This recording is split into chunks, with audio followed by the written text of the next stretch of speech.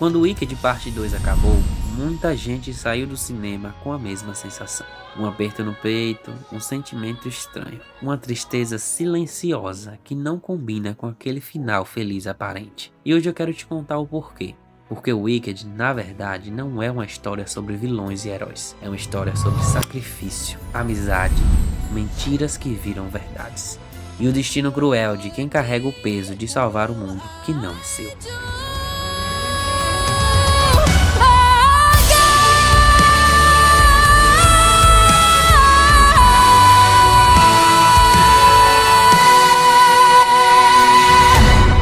Para entender tudo, a gente precisa começar por essa frase que o próprio mágico diz no filme.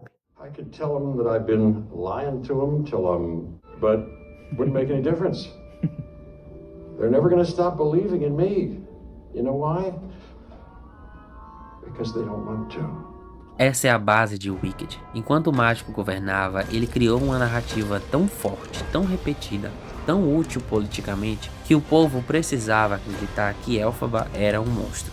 E quando uma mentira é conveniente, ela vira tradição, vira crença, ela vira lei. E é por isso que o final parece tão agridoce, porque mesmo com Glinda assumindo Oz, o povo não mudaria de opinião sobre a bruxa má do dia pra noite. O mito já está cristalizado. Muita gente pensa, mas agora que Glinda é líder, Oz agora é justo, porque Elphaba simplesmente não volta pra casa. E é aqui que entra a parte mais bonita e mais triste de Wicked. Elphaba não tem um lar em Oz. Oz não aceita ela viva, não aceita ela morta, não aceita quem ela realmente é.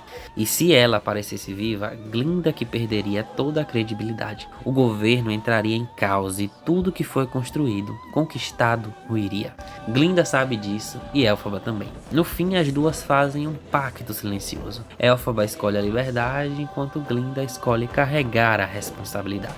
É o sacrifício máximo da amizade das duas. E é aqui que entra a parte mais doida do filme. Aquela que você sente, mas não consegue explicar de primeira. Glinda fica sozinha, completamente sozinha. Ela perde tudo. Fiero, Elphaba, a juventude despreocupada, a vida que ela imaginava e até a própria identidade antiga. Ela vira a boa, a governante perfeita, mas no processo ela perde o que amava. É trágico demais, porque Elphaba vive porque Glinda aceita morrer socialmente. Glinda assume o trono e Elphaba assume o anonimato. Uma carrega o peso do mito, enquanto a outra carrega o peso da mentira. E aí entra Fiero, que para muitos fãs é a parte mais esquisita do filme. Porque sua transformação no espantalho é visualmente marcante, mas emocionalmente desconectada. Fiero sempre foi obcecado por Elphaba, mas no final ele é obrigado a se separar de Elphaba, aparece acompanhado de Dorothy, por algum motivo que a gente não sabe, e no final original de Oz parece não reconhecer a própria Elphaba. Isso só faz sentido se você entende o Wicked como uma reescritura simbólica e não literal do mito do espantalho.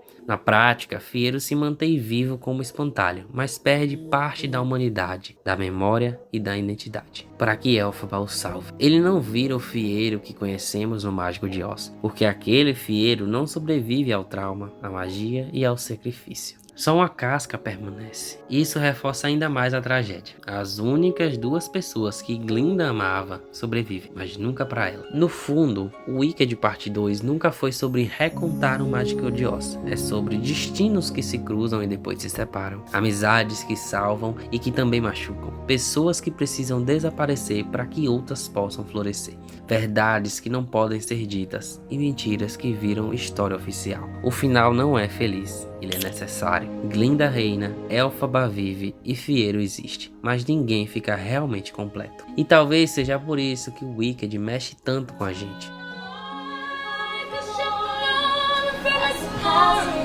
By a wind off the sea, like a sea drop by